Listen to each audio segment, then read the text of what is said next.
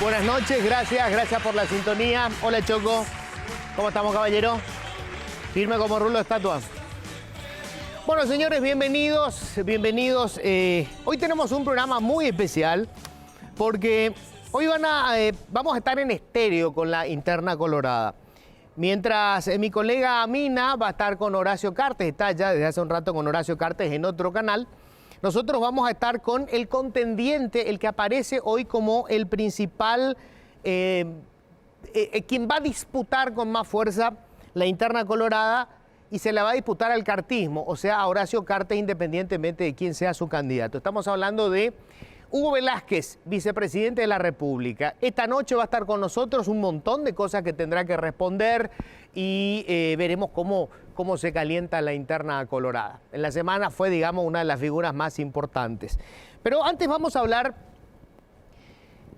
de lo que está pasando con el presupuesto. La Cámara de Diputados aprobó la ley del presupuesto para el año próximo y lo hizo respetando el proyecto tal como salió de la Comisión Bicameral del Presupuesto.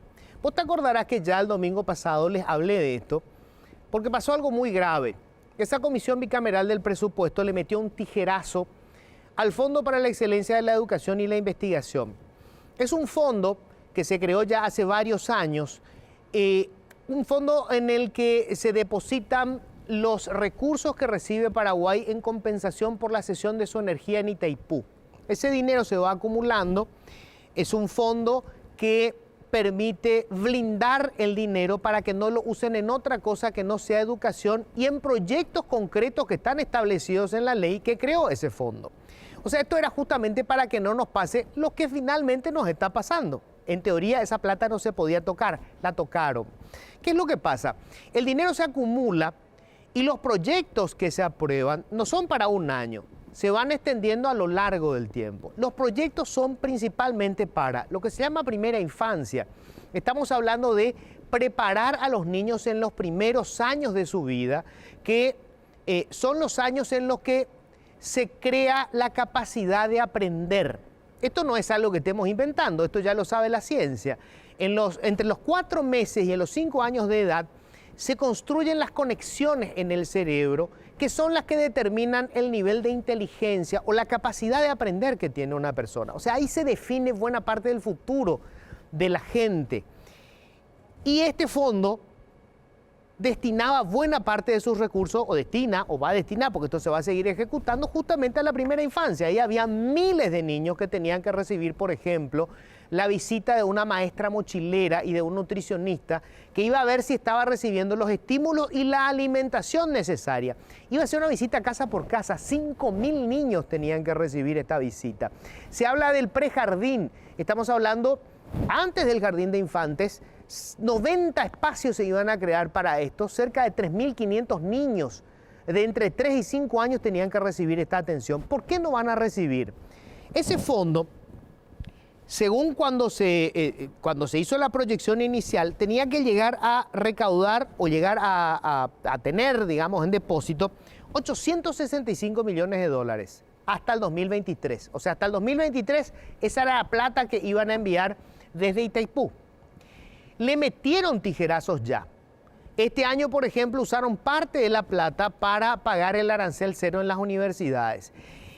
De todo ese dinero, de esos 865 millones, ya están atados a proyectos concretos que tienen que ver con la investigación, con las becas y con la primera infancia, 789 millones de dólares.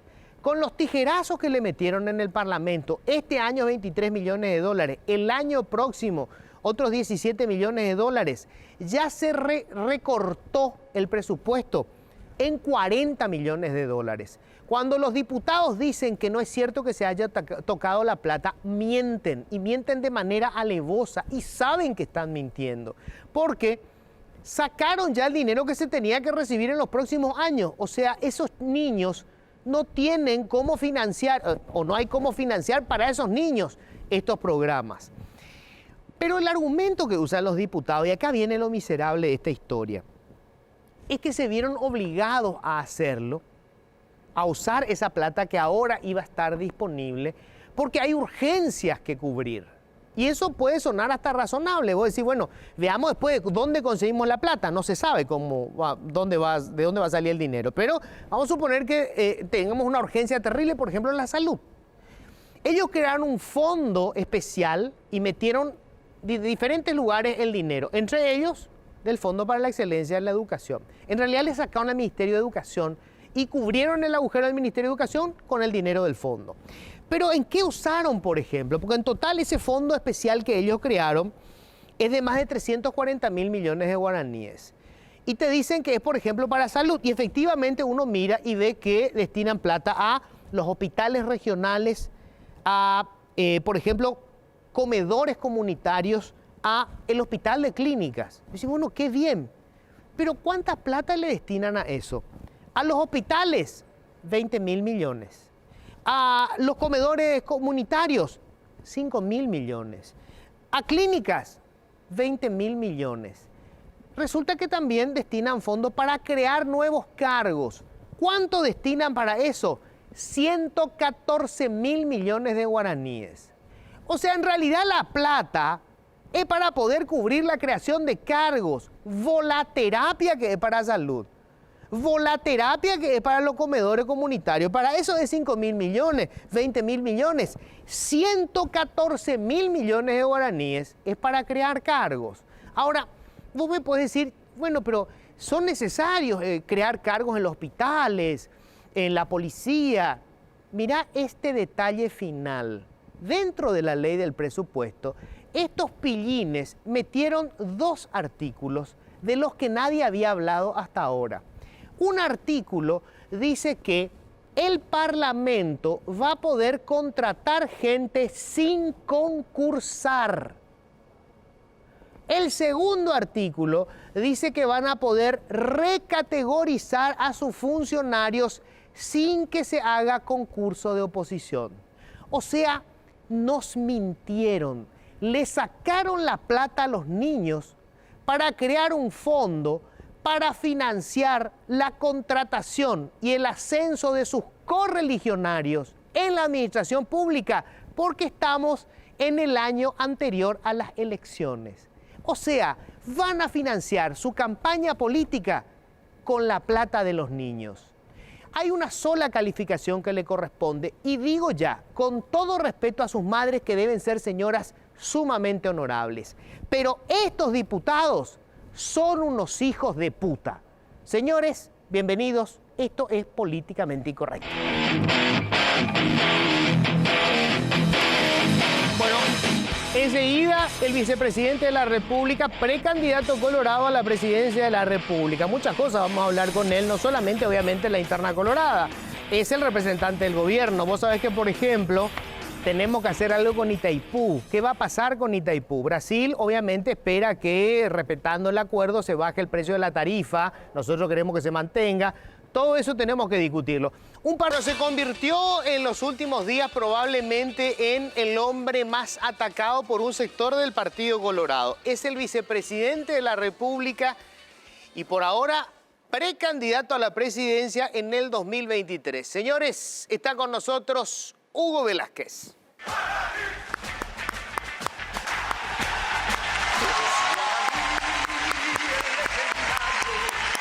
Señor vicepresidente.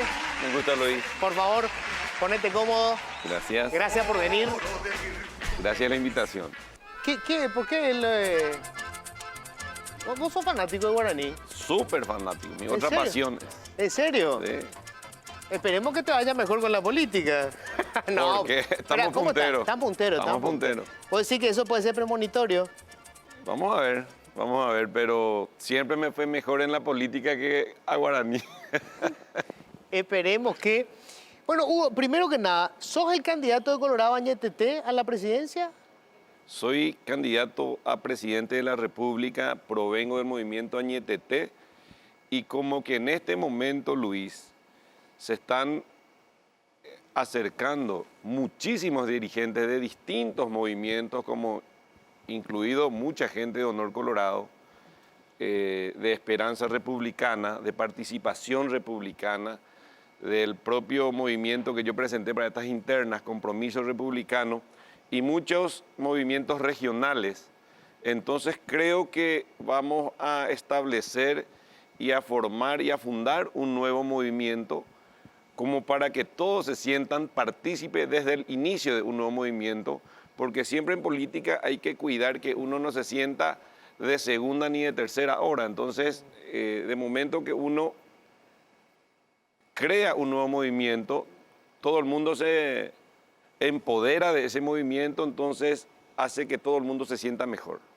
¿Cómo se va a llamar este movimiento No, nuevo? todavía no. ¿No tiene un nombre? No tenemos todavía nombre, eso lo vamos a hacer en un momento dado de que todos los sectores nos sentemos y establezcamos un nuevo nombre. Tipo Honor y Valentía, HB. Así No, como, no va a pasar como por gente ahí. muy modesta que le puso HC a su movimiento, ¿no? Así va a ser. Te preguntaba esto porque uno de los, digamos, temas picantes que surgieron en la semana fue esto que dijo Bachi Núñez y que después ratificó Pedro Aliana, que supuestamente el presidente de la República, Mario Abdo, lo convocó, que le mostró unas encuestas en donde supuestamente vos tenías una muy mala imagen y que le planteó que eventualmente Concordia fuera el movimiento que postulara una candidatura y que Pedro Aliana fuera el candidato. ¿Qué me decís de esto? Yo no creo en eso, yo creo sí que ellos tenían una encuesta en la cual a Santi Peña lo medían solo, no había otro candidato en ese momento. Esa encuesta se hizo al inicio de la campaña de Dani Centurión para saber de dónde el compañero Dani Centurión estaba partiendo como precandidato a la intendencia, y también el valor, dentro de esa misma encuesta también se preguntaron los nombres para la presidencia de la República. En ese momento yo todavía ni siquiera manifesté mi deseo ni mi intención de candidatarme, de manera que es muy fácil cuando a uno le miden solo. Y además, si tanto es así, ¿por qué tanto se preocupa por mí ese movimiento y todos sus medios de comunicación? Eso no entiendo. ¿Y el presidente de la República te apoya? Él acompaña mi candidatura. Él y varios compañeros del gabinete acompañan, así como senadores, gobernadores, diputados y mucha dirigencia de base, aclarando, ¿verdad?, de que yo le había manifestado a él mi deseo de salir a hacer campaña. Me dijo, adelante. Él lo dijo públicamente aquel día de mi cumpleaños cuando él manifestó de que quería entregar su banda presidencial a su vicepresidente, pero dijo, eso depende de vos, eso depende de que salgas a conquistar el corazón de la dirigencia y del pueblo colorado y del pueblo paraguayo, y eso es lo que vengo haciendo, y hoy te aseguro que tenemos un poderoso equipo ya aproximadamente, todavía no hemos comenzado el trabajo formal, todavía no comenzamos después del 10 de octubre, y hoy tenemos un equipo muy poderoso ya a nivel nacional. O sea, cuando Pedro Aliana dice que el presidente Mario Abdo le ofreció a él ser el candidato, ¿miente? Yo no puedo saber de una conversación entre el presidente y Aliana, pero de que estoy seguro que no fue ya desde el momento en que yo dije que quería candidatarme para adelante, estoy seguro que no ocurrió. Si ocurrió antes, tampoco no lo conozco, ni siquiera tampoco le pregunté al presidente, porque no me preocupa. Exactamente. O sea, vos no tenés una relación, digamos, de amistad muy cercana con el presidente. Sí tengo, pero me parece tan estúpido preguntarle si eso ocurrió antes de que yo haya expresado mi interés de candidatarme. Desde que yo expresé mi interés en candidatarme, el presidente tomó una posición positiva a mi decisión. ¿Sabés de las encuestas que se mencionan y en las que dicen que tu mala imagen llega a un 60%?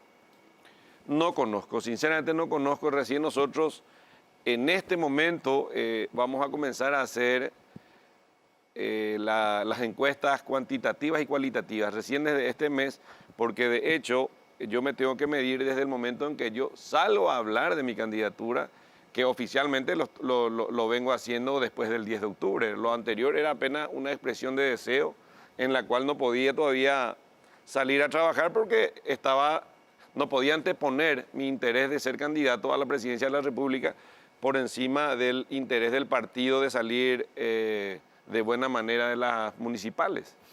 Hablar de una posible alianza de los dos movimientos más fuertes, lo que era Colorado Añetete, que ahora va a tener otro nombre, entiendo, se van a fusionar, decías vos, varios movimientos distintos que te apoyan, y el de Honor Colorado, que hasta el momento, digamos, tiene a Santi Peña como el candidato.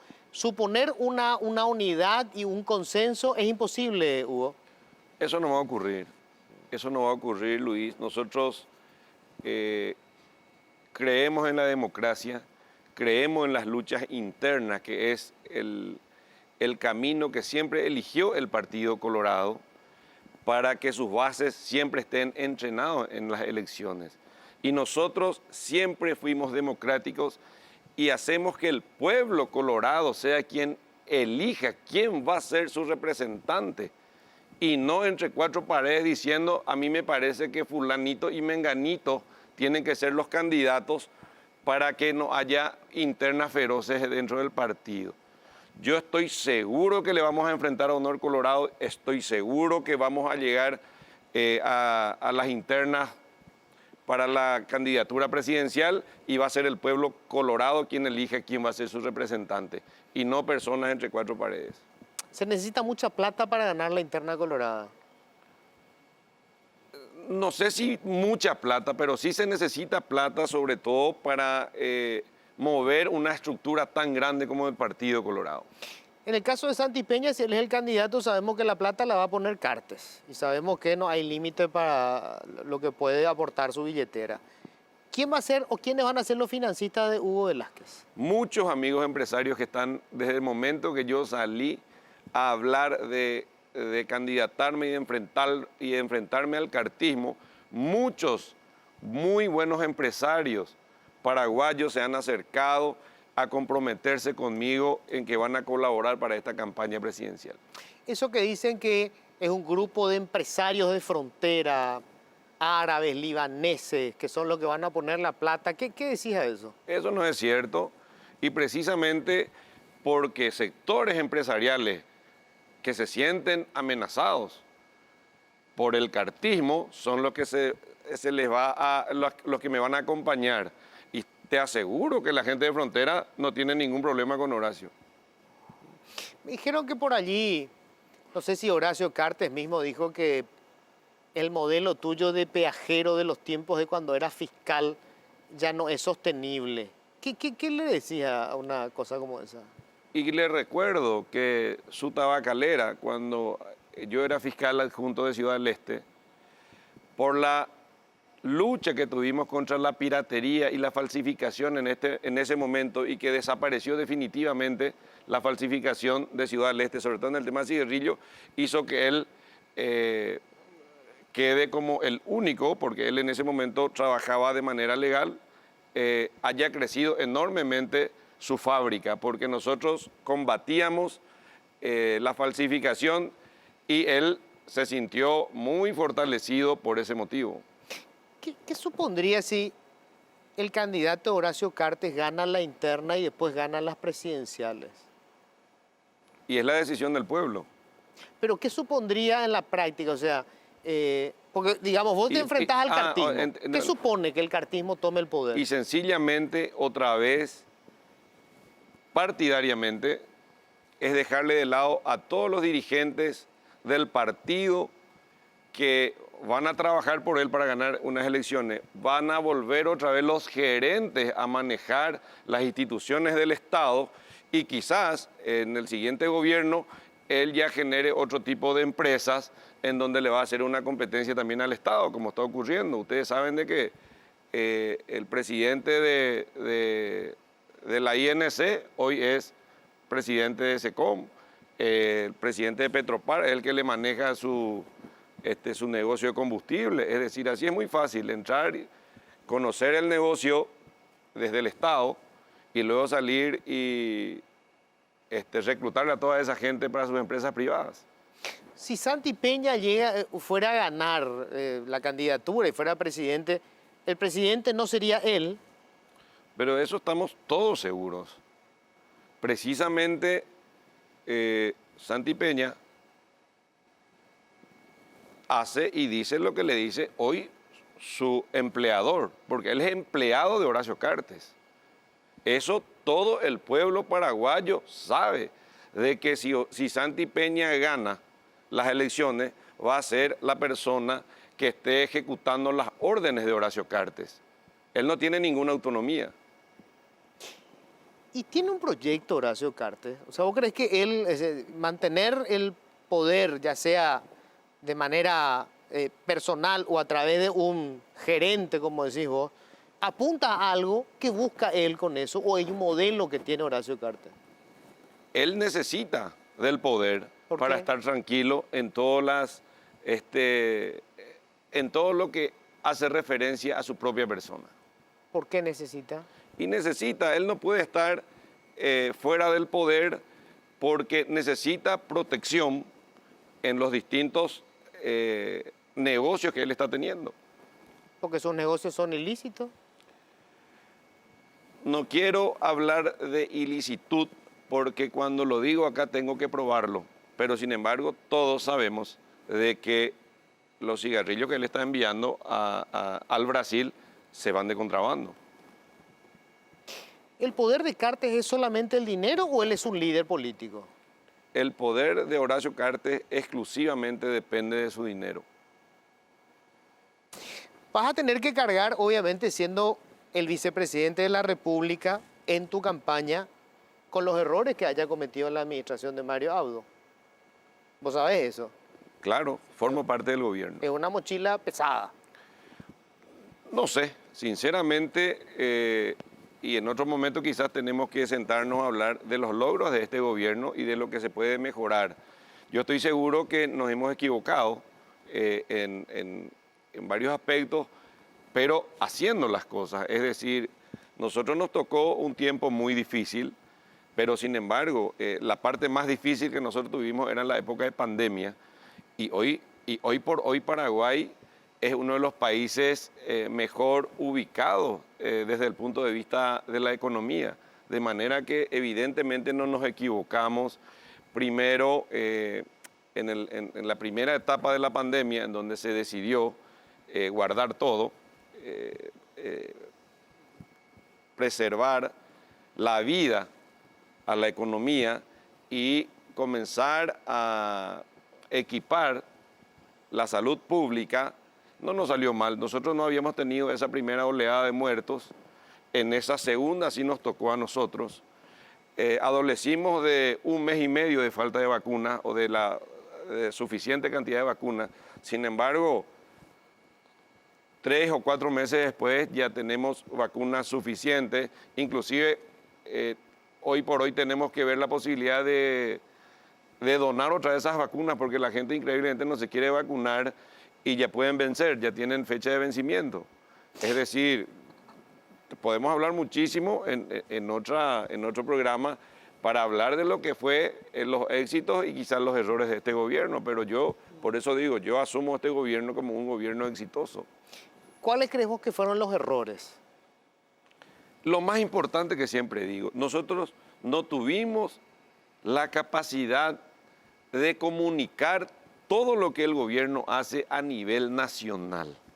A nosotros, ¿qué es lo que nos cuestionan? Nos cuestionan que nos estamos endeudando, pero estamos haciendo, las deudas tienen una motivación, obras de infraestructura vial que van a hacer mucho más competitivo al país.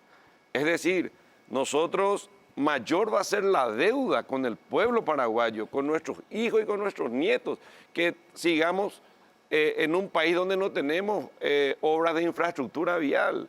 Por ejemplo, se habla mucho de la parte energética, se habla mucho de la soberanía energética, y sin embargo, todos los gobiernos, sabiendo de que nosotros podemos o podíamos utilizar el 50% de la energía de Itaipú, que nos corresponde a nosotros recién, este gobierno está haciendo realidad esto con las obras que se está haciendo en Iguazú y un tendido más de 500, ¿verdad? Es decir, todo el mundo habló de soberanía energética, pero nadie pudo utilizar el 50% porque nunca se hizo esa obra de infraestructura.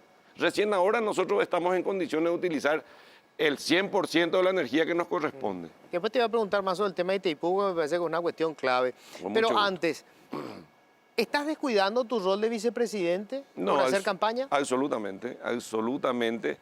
Yo tengo dos roles importantes que establece la Constitución. Uno, ser el nexo entre el Ejecutivo y el Congreso, y lo otro es reemplazarle al presidente o cuando él me delega algo determinado.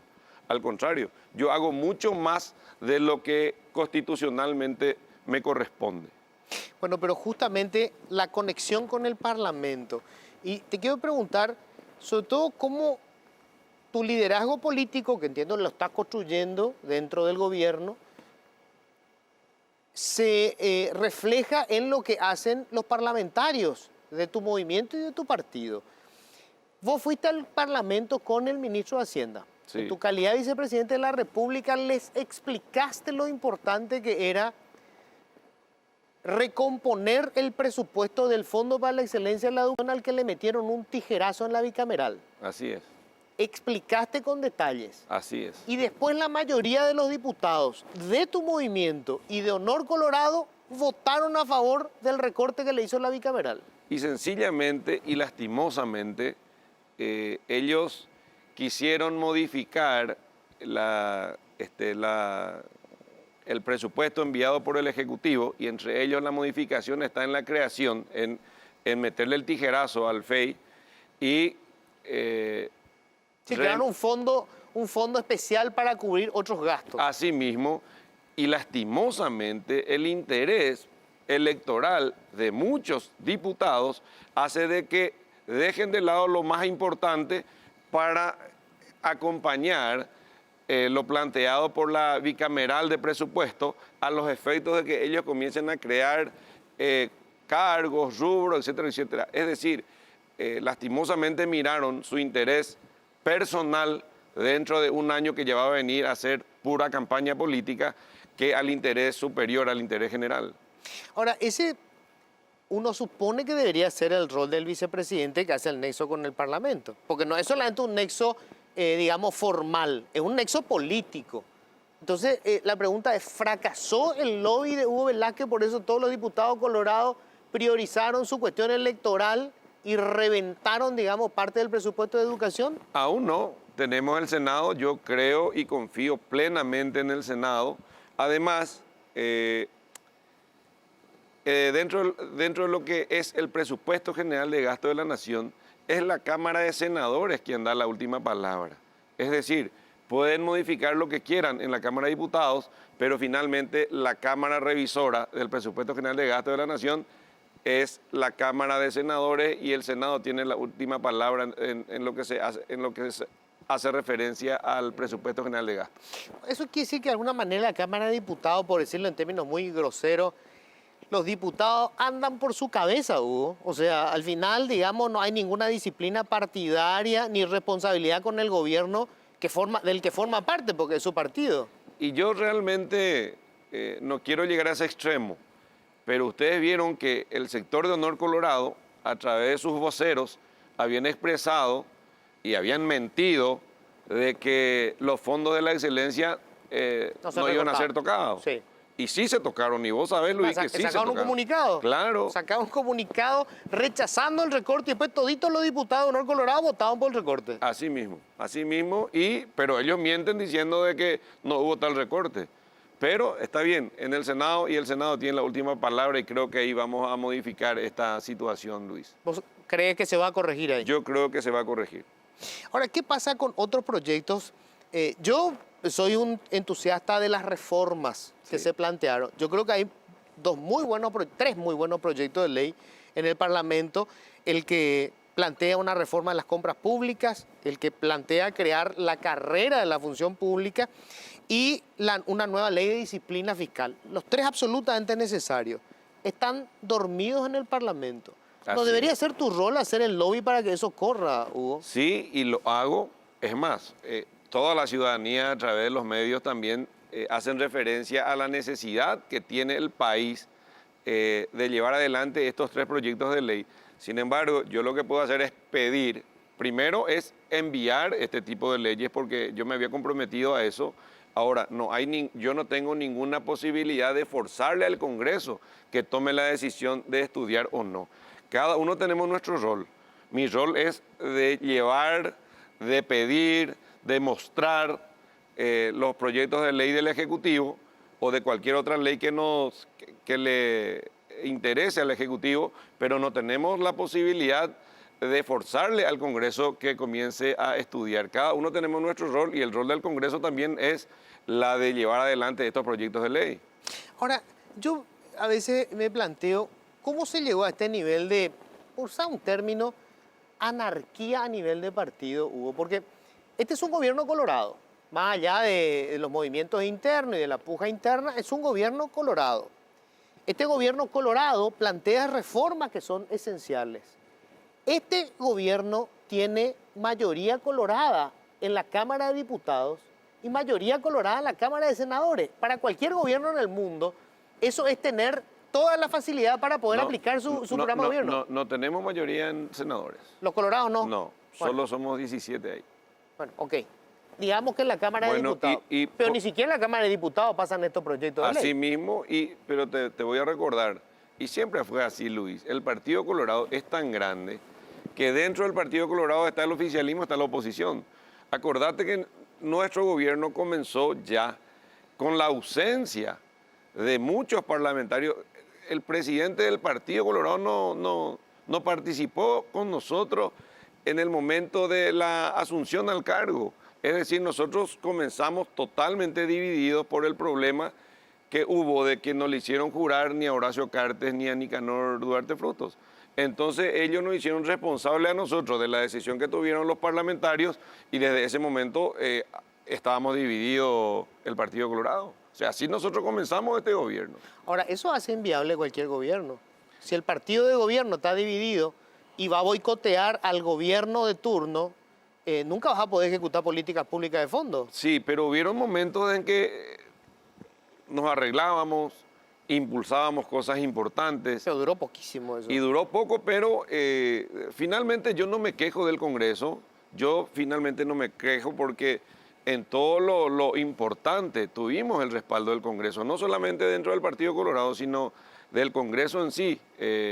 Los préstamos nos concedió el Congreso, los préstamos para la pandemia nos concedió el Congreso. Es decir, desde ese punto de vista, el Congreso nos acompañó. Lastimosamente ahora tenemos este problema de los fondos de la excelencia, ¿verdad? Pero en general nosotros estamos agradecidos con el Congreso.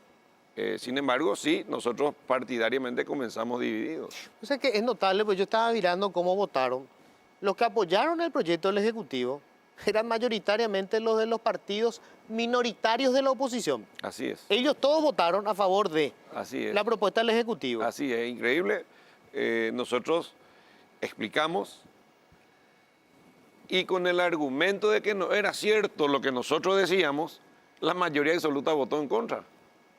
Pero vos sabés que lo que nosotros estábamos pidiendo que no se toque, se tocó, a pesar de que ciertos sectores de la prensa dicen de que no hubo, de que fue apenas un show del vicepresidente. Este gobierno, obviamente, los éxitos que tenga y los fracasos que tenga, los vas a cargar vos como candidato. Esa va a ser tu mochila. Sí. Y en este momento hay una negociación histórica. El anexo C de Itaipú. Eso va a ser en el 2023. Sí. Pero antes de la renegociación del anexo C, no del tratado, del anexo C, que establece el precio de la energía, tienen un problema inmediato, que es ya ahora.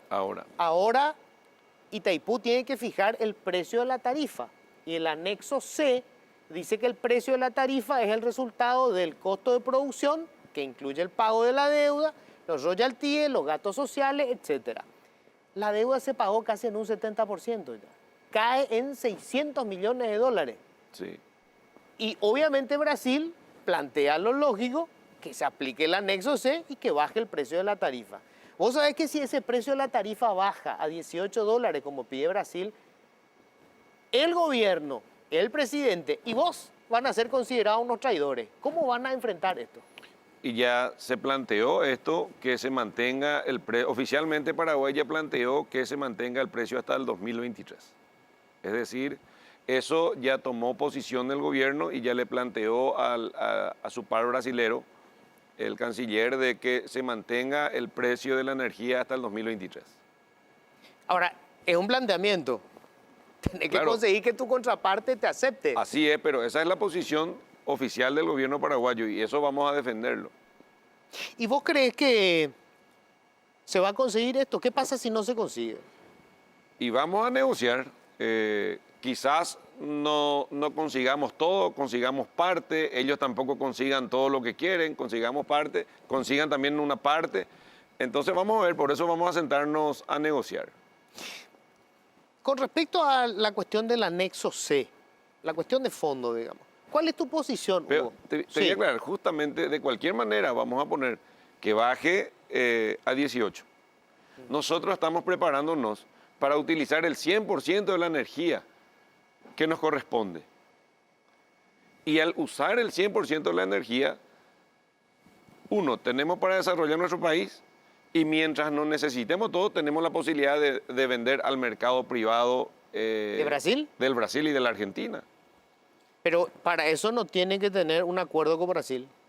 Bueno, pero eso tiene que salir una empresa privada del Brasil, nos puede comprar. Nosotros lo que no tenemos es la posibilidad de utilizar el 100% de nuestra energía, por eso no podemos vender. Claro, lo que pasa es que en Itaipú, esto le explico también a los televidentes, es importante recordar siempre, vos lo que haces es contratar potencia, que es como alquilar, digamos, alguna de las usinas, ¿verdad?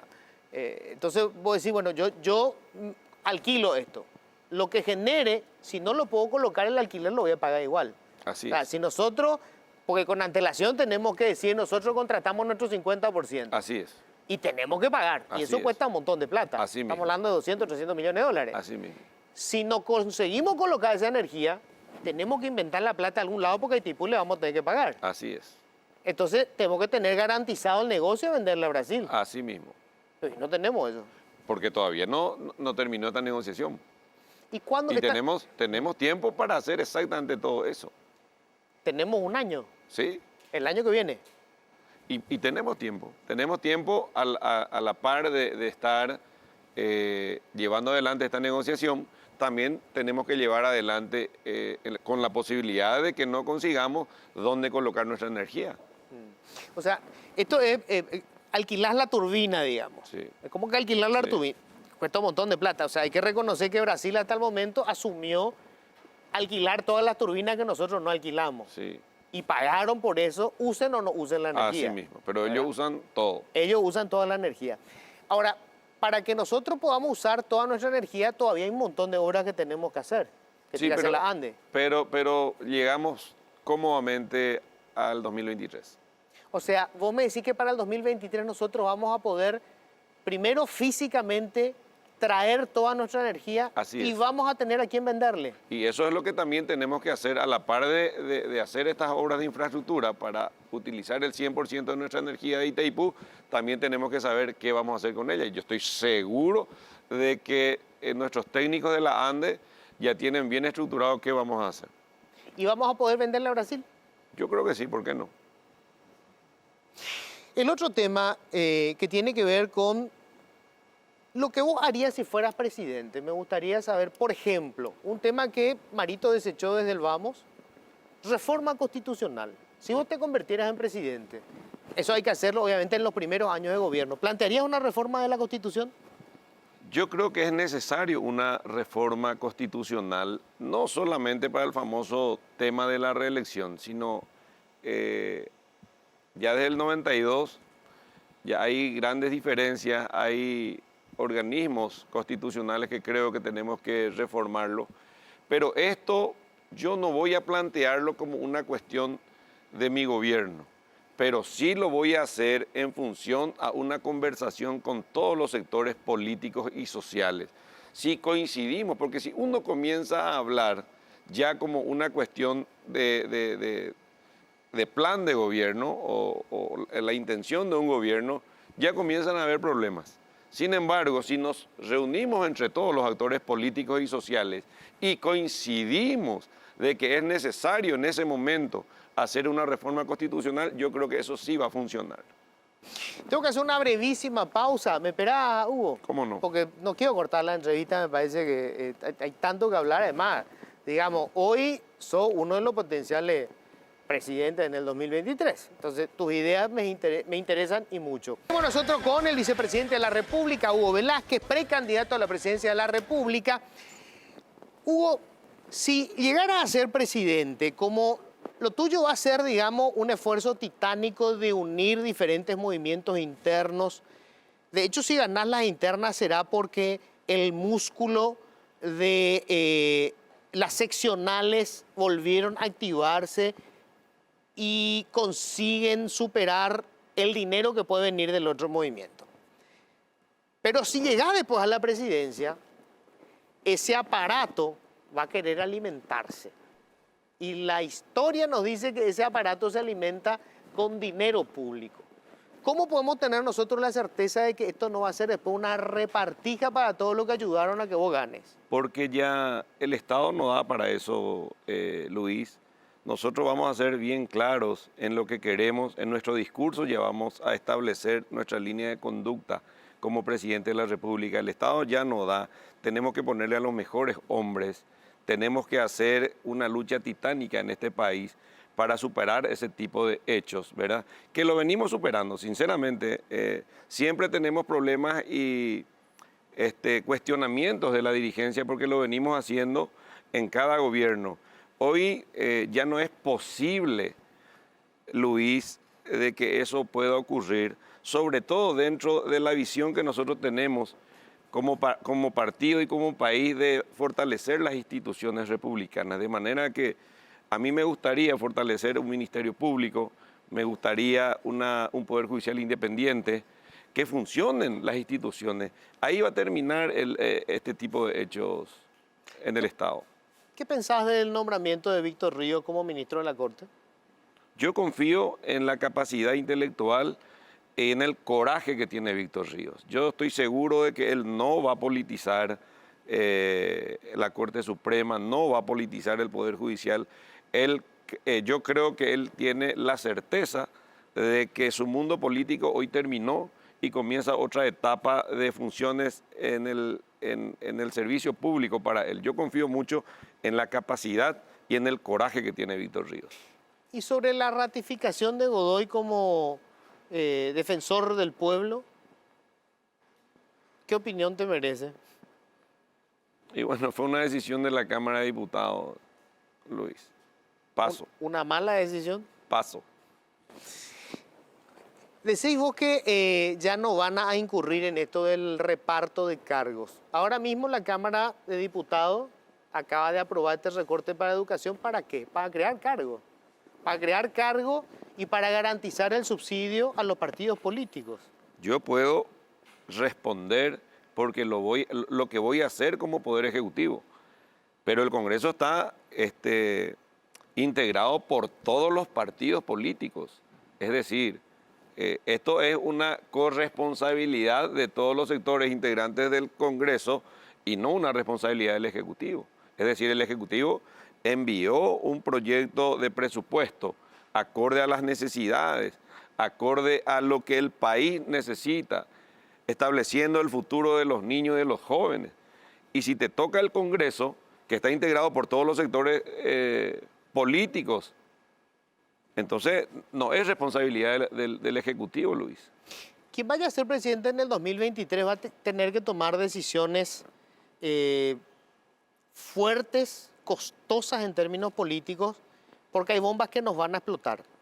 Por ejemplo, la caja fiscal va a alcanzar un déficit probablemente de más de $1.000 millones durante la administración de quien vaya a ser presidente. Así es. ¿Vos te vas a animar a hacer el ajuste que se tenga que hacer? Yo tengo el suficiente carácter para tomar las decisiones que se tengan que tomar para beneficio del país. Ahora, eso va a tener un costo político. Pero peor va a ser de que tenga un costo político más adelante y que reviente todo lo que es el Estado, que quiebre el Estado. Es decir, vamos a establecer de común acuerdo con todos los sectores una salida ordenada a este problema que estamos teniendo como país, no como gobierno, como país estamos teniendo. Entonces tenemos que buscar una salida ordenada con todos los sectores que también hoy por hoy van a sentirse primero afectados por una decisión así, pero también de cualquier manera, si terminamos reventando esto, también se van a sentir afectados y se van a sentir afectados muchas más personas. De manera que tenemos que sentarnos con los afectados a buscar una solución que le beneficie al país. ¿Vos creéis también que uno de los grandes peligros que tenemos como país es que caigamos en manos de la izquierda? O sea que ese es un discurso permanente, ¿verdad? Estamos a punto. Yo considero de que no es así. Yo considero que no es así. En estas últimas elecciones municipales hemos demostrado que el Partido Colorado está muy fuerte, que siempre la segunda opción dentro del partido es el PLRA y la izquierda no apareció en estas elecciones municipales. Es más, ustedes están viendo de que ellos quieren volver de vuelta al sistema anterior de elecciones, ¿verdad? Es decir, este es el momento en que los ciudadanos tienen la posibilidad de elegir bien a sus representantes y no irse detrás de un solo líder, porque para mí el líder más fuerte que tuvo la izquierda en el Paraguay es Fernando Lugo y detrás de él aparecieron muchas personas. Sin embargo, con este modelo hoy, eso ya no va a ocurrir. Entonces, para mí no es, además de que el Partido Colorado tiene que volver a sus raíces, eso es lo que nosotros hablamos, tenemos que volver a levantar las banderas de redención social que tiene el coloradismo, hoy secuestrada por la izquierda, es decir, nosotros estamos abandonándole por demás a las clases populares, a los campesinos, y ese es el rol principal en la doctrina del Partido Colorado, y eso yo voy a corregir, Luis. ¿Qué opinas de Fernando Lugo? Es un líder carismático de la izquierda. ¿Alguna vez conversaste con él? Siempre converso con él. ¿Y tienen ideas en común? Eso que hago referencia, que los sectores populares tienen que ser mejor atendidos en el país. ¿Qué opinas de Efraín Alegre? Un líder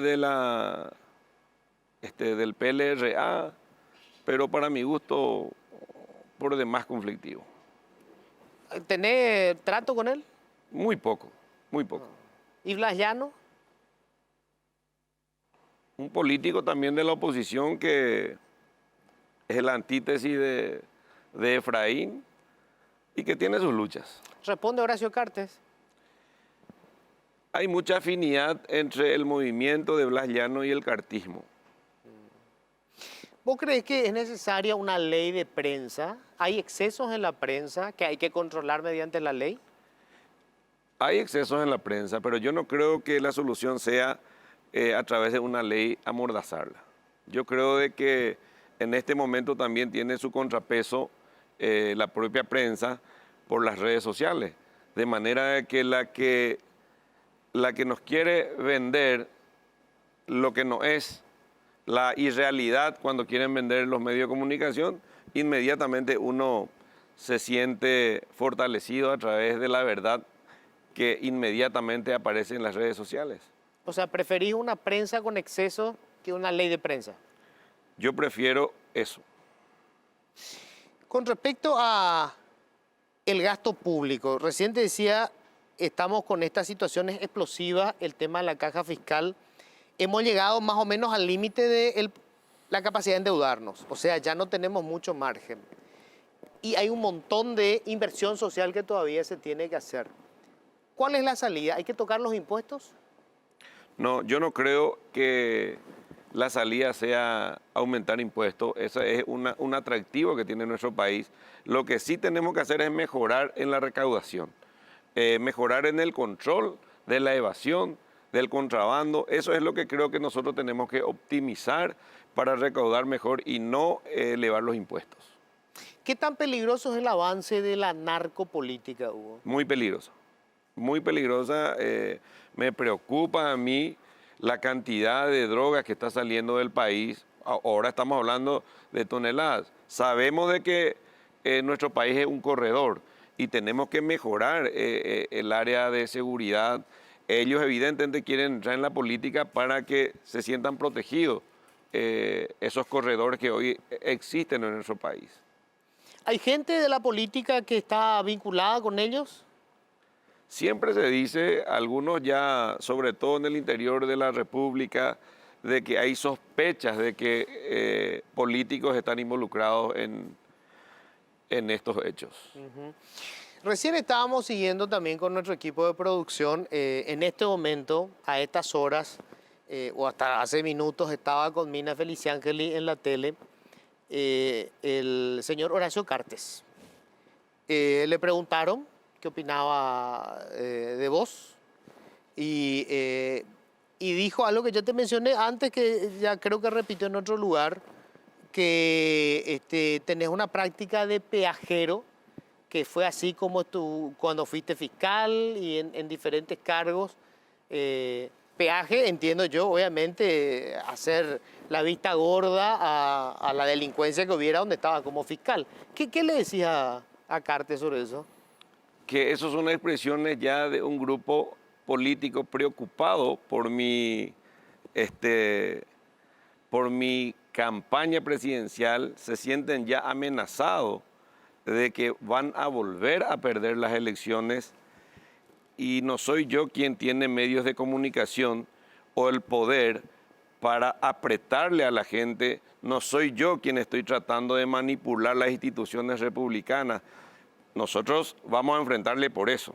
No soy yo quien trata de manejar la Corte Suprema, no soy yo quien está haciendo suspender jueces porque sacaron sentencias que no le favorecían.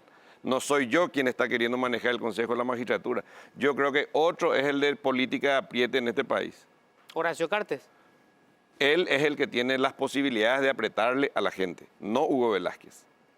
¿Horacio Cartes es un peligro para la democracia? Horacio Cartes es un peligro para las instituciones republicanas. Lo vamos a enfrentar y lo vamos a vencer en las elecciones. ¿Fue un error haberle dado, digamos, el pasaporte de la ANR a Cartes? En ese momento no, nosotros no le conocíamos.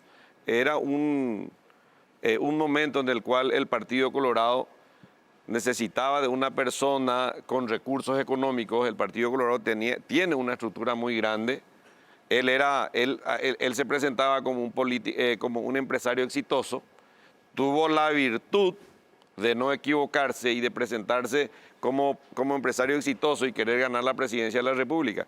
La virtud que tuvo él fue el error que cometieron un Guillermo Caballero Vargas, un Pedro Fadul, que presentándose como empresarios exitosos, ellos perdieron las elecciones.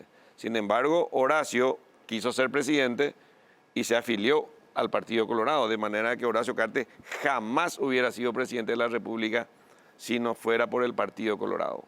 ¿Es un empresario exitoso? Mira, tiene muchas empresas,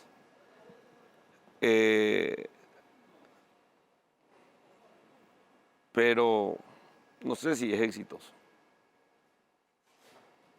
¿Y es un líder político exitoso? No, él no es líder político. Él no es líder político. Él es una persona que le somete a la gente a través del poder del dinero. Si ganás la interna, vos no tenés que ganarle a Santi Peña, sino a Horacio Cartes. Así es, Santi Peña es el secretario, el empleado de Horacio Cartes. Horacio Cartes es el enemigo a vencer. Y el operador político, el presidente seccional con ese que vos estás en contacto, ¿no lo quiere a Cartes? Están profundamente decepcionados de él, porque apareció como una esperanza del partido y luego de haber llegado, en vez de buscarle a políticos capaces para ocupar los cargos, se encargó de hacer un gobierno de gerentes, de sus gerentes. En el plano internacional, se me va acabando el tiempo, algunas cositas que me gustaría saber tu opinión, porque son temas que en algún momento habrá que debatirlo. Nosotros seguimos sin tener una negociación directa con la que se está convirtiendo en la economía más grande del mundo, China. Y casi todo lo que nosotros producimos termina en el mercado de China, pero no lo vendemos nosotros directamente. La soja, la carne. Y eso tiene que ver con nuestra relación diplomática con Taiwán. ¿Esto tiene que seguir así o tenemos que replantearnos el asunto? En principio vamos a seguir así, solo que tenemos que negociar nuestras condiciones con Taiwán.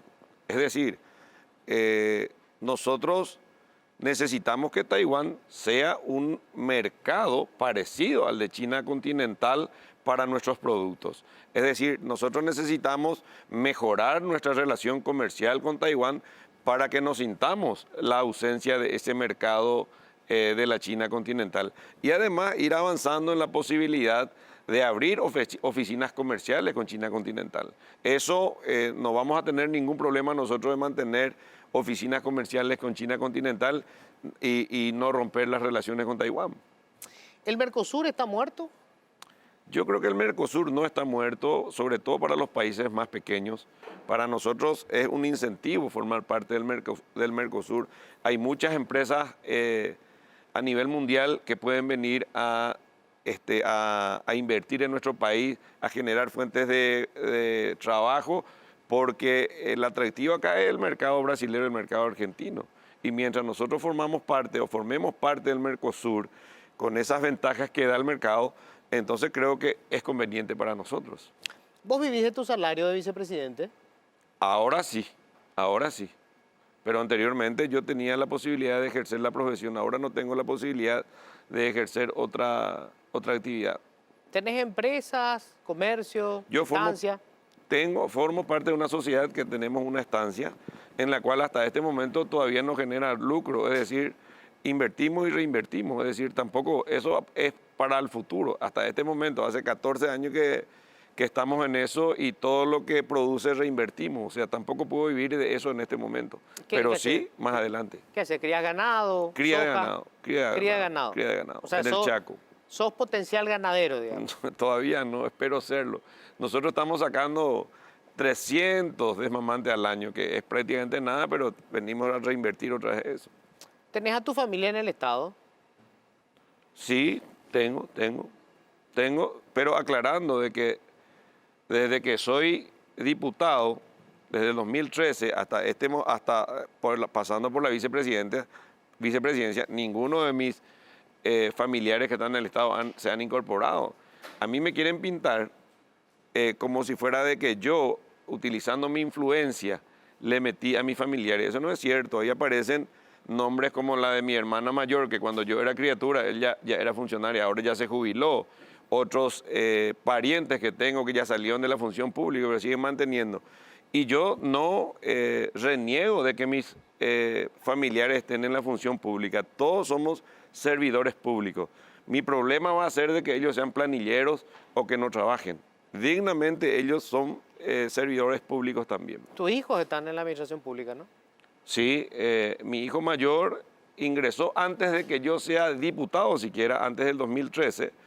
Él había ido a Itaipú como aprendiz, de eso que uno hace su pasantía en el colegio, y ahí él quedó antes de que yo sea diputado. Él ya fue funcionario de la Itaipú Binacional. Mi otra hija ingresó durante el gobierno de Lugo, y después nada más. Mi tercer hijo no es funcionario público. ¿Entró por concurso? No, cuando eso no había concursos. Recién después del 2013 comenzaron a haber concursos públicos de oposición. ¿Tu declaración jurada de bienes está pública? Ya fue publicada, ya fue analizada por la Contraloría. Todo lo que tengo está registrado en la Contraloría y tiene la manera o ya tuvo la manera de la justificación de todo lo que tengo. Y que no es todo lo que tengo. Estamos hablando de bienes por valor de 6.000 millones, menos de $1 millón.